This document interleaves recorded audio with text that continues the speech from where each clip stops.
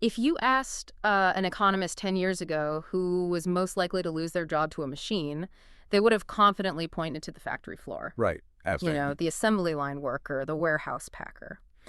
But today, well, the data shows the people most in the crosshairs of automation aren't wearing hard hats at all. No, they're really not. They are highly paid, highly educated professionals, sitting in glass offices. We are talking about the folks who honestly thought a master's degree was like a permanent shield against technological displacement. Yeah, that was the grand assumption for decades. I mean, the whole knowledge worker invincibility myth. Exactly. So as we sit here in early 2026, with the technology already actively deployed across the corporate world, it forces this massive question. Why haven't we seen a catastrophic wave of white-collar unemployment? Right. Where is the actual data showing the impact of this AI revolution on our daily work? And that is what we are unpacking today. Welcome to the deep dive, by the way. Thanks. And, that gap between our collective panic and the reality we are actually experiencing, that's the most vital puzzle in economics right now. Because everyone was terrified, right? Oh, entirely. Yeah. We spent years bracing for this overnight apocalypse. We basically assumed the algorithms would simply come for everyone's desk on a random Tuesday. Just pack up your boxes, the AI is here. Right. But what we're actually navigating is this widening, complex divide between theoretical capability, what an AI can do in a sterile lab, and real-world deployment. Which are two very different things. Completely different. Yeah. And understanding why those two things are different is really the only way to figure out who is actually in danger right now. And to crack that puzzle, we are digging into a highly pivotal new research paper by Dr. Jonathan H. Westover. It's called AI Displacement Risk in the Labor Market. It's a fantastic piece of research. It really is. So the mission for our deep dive today is to basically strip away all the lingering science fiction hype. We're looking at the hard, empirical evidence to answer three things for you. Right. We need to know who is truly at risk. Exactly. Who is at risk? What is the data telling us right this second? And most importantly, what is the actual survival playbook for organizations trying to manage this transition without destroying their workforce? Dr. Westover's research is so compelling here because it refuses to let us rely on simple extrapolations. Like, we have to look at the severe friction of implementation. Okay, let's unpack this. What do you mean by friction? Well, to even begin understanding the threat to your job, we have to completely redefine what the word exposure means. The fundamental misunderstanding driving all this panic is that people conflate automating a task with automating a job. I want to break that down because it sounds like just semantics, but it's really the core of the whole issue. A job is not just one thing, right? It's a bundle of tasks. Exactly, a whole bundle. So an AI might be incredibly proficient at drafting a routine email or, I don't know, summarizing a 50-page quarterly earnings report in 3 seconds. Those are tasks. Right, isolated tasks. But the AI is not sitting in the conference room looking the client in the eye. It isn't reading the room to see if the CFO is getting nervous during the pitch. No, you can't do that. The complex, nuanced negotiation based on that report, that is the actual job. Yeah, it is the human application of the output. Cool. When researchers looked at the theoretical capability of large language models back in 2023, this is work by Elandu and colleagues, they found something terrifying on paper. The capability metrics were huge. Massive. They found a huge chunk of knowledge work tasks could be sped up by at least 50%. And, I mean, if you only look at that metric, you panic. Sure, because it sounds like half your day is obsolete. Right. But Westover's paper contrasts that with some incredibly sobering 2026 data from researchers Massenkoff and McCrory. Oh, this is the deployment data. Yes. They looked at observed real-world deployment, and they found that even if 90% of an office administrator's tasks are theoretically exposed to AI, a company actually deploys the AI for a third or less of those tasks. Wow, only a third. Because, can the software do it and will the corporate lawyers actually let the software do it are two entirely different universes. They really are. Massenkoff and McCrory highlight these massive organizational frictions. I mean, think about strict data privacy requirements alone. Oh, yeah. The compliance side is a nightmare. Right. A financial analyst cannot legally feed sensitive, unreleased client data into a public language model just to save an hour of formatting. They'd get fired on the spot. Exactly. And then there is the verification bottleneck. We know these models can hallucinate or, invent plausible-sounding facts. Yeah, the AI just confidently lies to you. Right. Therefore, a human being with deep domain expertise still has to review the AI's work to ensure it didn't just invent a fictional legal precedent. Those frictions act as a giant speed bump for corporate adoption. It's like buying a sports car capable of going 200 miles per hour, but your daily commute is in rush hour city traffic. That is the perfect analogy. The capability is absolutely there under the hood, right? The engine is roaring. But the environment you are forced to operate in completely restricts your speed. You are still crawling along bumper to bumper. Yeah. And that diffusion lag, the gap between the invention of the engine and the clearing of the roads, is something we see in almost every historical tech wave. Like with electricity. Exactly. When factories transitioned from steam to electric power, it took decades to reorganize the floor plans to actually reap the efficiency gains. Oh, wow. I didn't realize it took decades. Yeah. Because of this traffic jam of organizational friction, the near-term displacement of workers is far more gradual than the worst-case scenarios predicted. Yeah. We aren't falling off a cliff. We are basically walking down a slope. Here's where it gets really interesting, though, because the people standing on that slope look completely different than they did in past waves of automation. They do. It's a totally new demographic. If the AI is bottlenecked by these frictions, and its primary utility right now is churning through text-based cognitive tasks, who is actually in the crosshairs today? Well, the roles with 50 to 75% of their tasks covered by AI right now are computer programmers, customer service representatives, data entry keyers, and financial analysts. So mostly desk jobs. Right. Contrast that with roles showing zero exposure, like cooks, healthcare aides, construction workers. Because the software isn't pouring a drink or checking a patient's pulse. Exactly. It needs a physical presence. Yeah. This creates a really wild demographic plot twist. Yeah, let's talk about the twist. Massenkoff and McCrory found the most exposed workers right now are older, highly educated, higher paid, and disproportionately female, white, or Asian. I want to highlight a statistic from the sources that totally shatters our conventional wisdom here. Workers with graduate degrees make up just 4.5% of the completely unexposed group. Right. But they make up a massive 17% of the highly exposed group. I mean, for decades, the narrative was that manual labor was the danger zone. Now, the danger zone is the corner office. It completely inverts the historical narrative. And if we look at how a corporation actually operates, this presents a severe, almost existential risk to the business itself. Hope so. Well, these highly exposed workers are the ones holding the deep institutional knowledge. They possess the specialized skills and, the complex social capital. They know where the bodies are buried. Exactly. They know how the company actually gets things done, which is rarely what's written in the official employee handbook. But look, if I'm a cost-obsessed CFO listening to this, and I see a software subscription that can handle 70% of a senior financial analyst's job in 3 seconds, my first instinct is absolutely going to be to reduce my headcount. Of course it is. I mean, it looks incredible on the quarterly balance sheet. Why shouldn't I just fire them and save the money? Because you aren't just cutting a salary, you are amputating the firm's institutional memory. Oh, that's a good way to put it. Yeah, research on task interdependencies cautions heavily against this kind of simplistic substitution logic.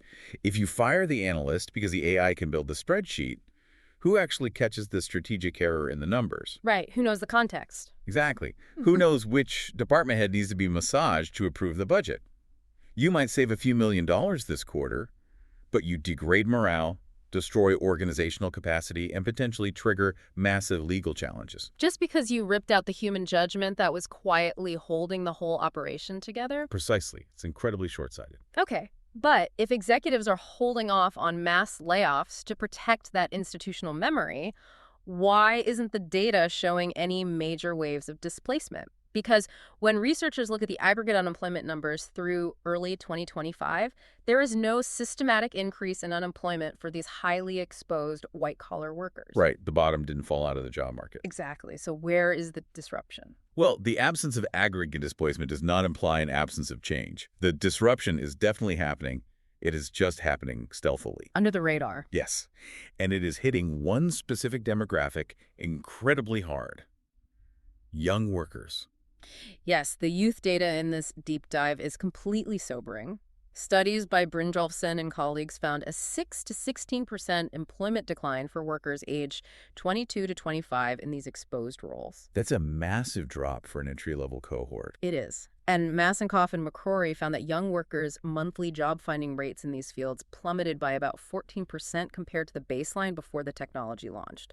And what's fascinating here is that drop is driven almost entirely by reduced hiring, not increased layoffs of incumbents. Wait, really? So instead of a company pushing older, highly paid incumbents out the back door with messy, expensive severance packages, Right? they were just quietly locking the front door for new college grads. Exactly. They use the AI to absorb the grunt work that a junior employee would have historically done. And that feels very safe for the company in the short term. Sure, you avoid the terrible PR of a mass layoff, and you trim the budget without anyone noticing. Right. But by doing that, you are actively destroying the traditional apprenticeship dynamic of knowledge work. Let's use an analogy here for you listening. Relying on AI to replace entry-level talent is like a city cutting the roots off all its oak trees to save water during a drought. Oh, that's grim but accurate. Right. Today, the trees look perfectly fine, the leaves are green, but you've destroyed the foundation. In 5 years, when the next major storm hits, those trees are going to completely topple over because there's nothing grounding them. Yeah, because how does a junior financial analyst become a senior financial analyst? By doing the grunt work. Exactly. By formatting the reports, making stupid mistakes, and having a senior person correct them. That friction, that process of making mistakes and correcting them, is the mechanism for skill accumulation. So if a company leans on AI to replace entry-level roles, how do they build their future leadership pipeline? They don't. In a decade, where do the senior managers come from if junior talent is never brought into the building to learn the ropes? You just end up with a hollowed-out organization featuring brilliant algorithms, but zero human bench strength to guide them. It's a huge structural vulnerability. But realizing your youth pipeline is drying up doesn't fix the immediate problem for the workers currently sitting in the building. Employees read the news, they know the technology exists, and frankly, they are terrified. Understandably so. So how do organizations keep their current staff from completely panicking? Because Westover's research actually provides a very specific organizational playbook to survive this without violating employee trust, right? Yes, it outlines 5 key pillars. And the very first pillar of that playbook is radical, transparent communication. Meaning no corporate speak. Exactly.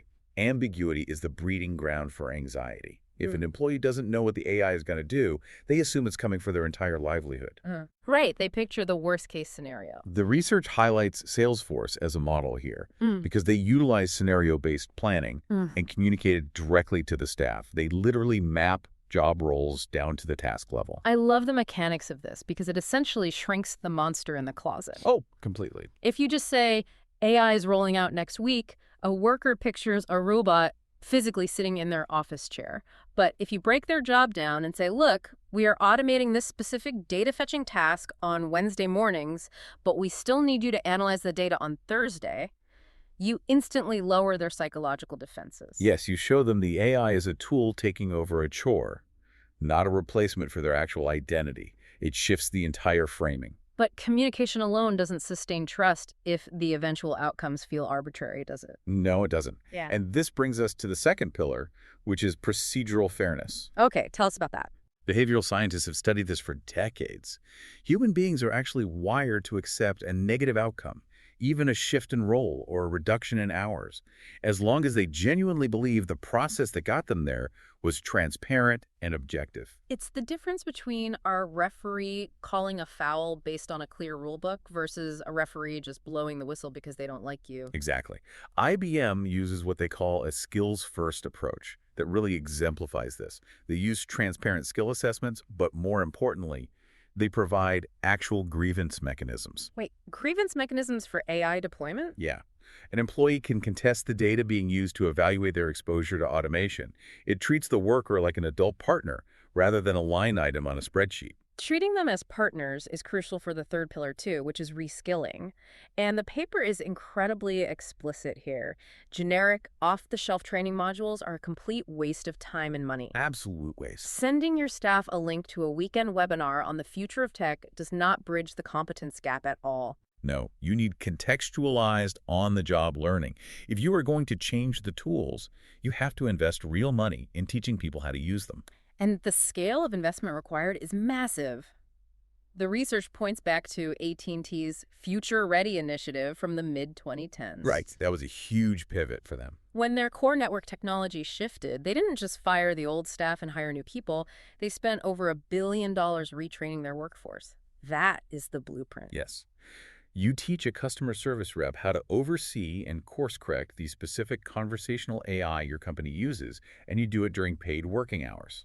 And that contextualized training naturally feeds into the fourth pillar, which is work reorganization. Because if the AI successfully automates a tedious task, you don't just leave a 2-hour hole in the person's schedule. No, and you certainly don't penalize their efficiency by cutting their pay. You engage in task recombination. Tell us how Unilever is doing this, because this sounds like the most practical solution for a mid-sized company. They use internal talent marketplaces. How does that actually change a Tuesday for an employee? Well, imagine an employee who previously spent 15 hours a week doing routine data entry. Okay. The AI takes that over. In a traditional, rigid structure, that employee is now highly vulnerable. But with a talent marketplace, their hidden skills are tracked by the company. So they aren't just defined by data entry. Right. That employee can log into an internal platform and bid on cross-functional projects. Suddenly, they are spending those 15 hours doing quality assurance for a new product launch or handling complex customer escalations that require high emotional intelligence. You enrich the role. You move the human being up the value chain. They stop being a data processor and start being a strategist. Exactly. It's a win-win. But, we also have to remain grounded in reality here. Because it's not all sunshine and rainbows. No. Even with transparent communication, fair processes, reskilling, and talent marketplaces, displacement is sometimes just unavoidable. Certain roles will simply shrink. So what happens then? The fifth pillar addresses this directly: financial and benefit supports. When a company has to let people go, the precedent set by General Motors during their 2019 plant closures remains the gold standard. What did GM do? They provided extensive retraining grants, extended health benefits, and relocation assistance. It cushions the economic shock for the worker and signals good faith to the employees who remain. Because the remaining employees are watching how you treat people on the way out. Always. Taking a step back and looking at all 5 of these pillars, it fundamentally rewrites the relationship between an employer and an employee. It's a completely new era. Right. For you, listening to this deep dive and thinking about your own career trajectory, this might be the most vital paradigm shift to absorb. The old psychological contract is completely dead. It really is. The old deal was, give the company your unwavering loyalty, do exactly what you were told, and they will give you a stable, predictable job for 30 years. That era is over. It is entirely over. The new psychological contract requires mutual investment in employability, built on lifelong learning. So it's a two-way street now. Exactly. The organization's responsibility is to provide the resources, the transparency, and the on-the-job training. But your responsibility as the employee is continuous adaptability. Relying on static expertise, like doing things the exact way you learned to do them a decade ago, is no longer a guarantee of security. Which means organizations have to build a culture where adaptation feels safe, not punitive. You can't just have a small handful of executives making secretive decisions about AI implementation. No, the research strongly suggests you need distributed governance. Things like AI ethics and implementation committees that include actual representation from the workforce. Because if the workforce views the technology as a weapon deployed by management to cut costs and track their every move, You will inevitably face quiet sabotage. Morale will plummet, and your most talented people, the ones with the deep institutional memory you desperately need, will just walk out the door. but if you implement shared governance, Then the AI is viewed as an amplifier of the company's core mission, becomes a tool that actually helps the staff do their best work. let's synthesize the journey we've been on today. We started with the sheer panic of late 2022, but when we strip away the hype and look at the empirical data, we see that AI is not causing an overnight job apocalypse. Right, the data just doesn't support that panic. It is a slow structural shift. And the great irony is that it's targeting the highly educated, highly paid knowledge workers who previously felt totally immune to automation. The corner office is the new target. Yeah. And the immediate impact isn't mass layoffs of senior staff. It's a silent stealth squeeze on entry-level hiring that threatens the long-term health of our organizational pipelines. And navigating that reality requires leaders to abandon the simplistic idea that a software program can just cleanly substitute a human being. They have to embrace a rigorous playbook of transparency, procedural fairness, and deep, ongoing investment in human capital. So what does this all mean for you? Tomorrow morning, when you open your laptop, I highly encourage you to do a brutal audit of your own daily tasks.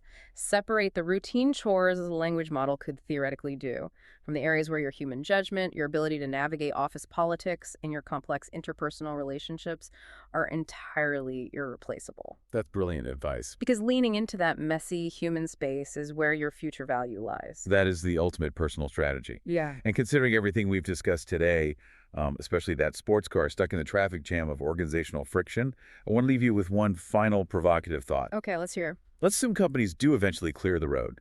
Let's say they aggressively automate all those entry-level routine cognitive tasks, and they completely stop hiring junior talent to save money. The roots are cut. Right. 10 years from now, when the current senior experts have all naturally retired, who will actually have the foundational ground-up human experience required to validate, manage, and correct the AI when it inevitably makes a high-stakes catastrophic mistake.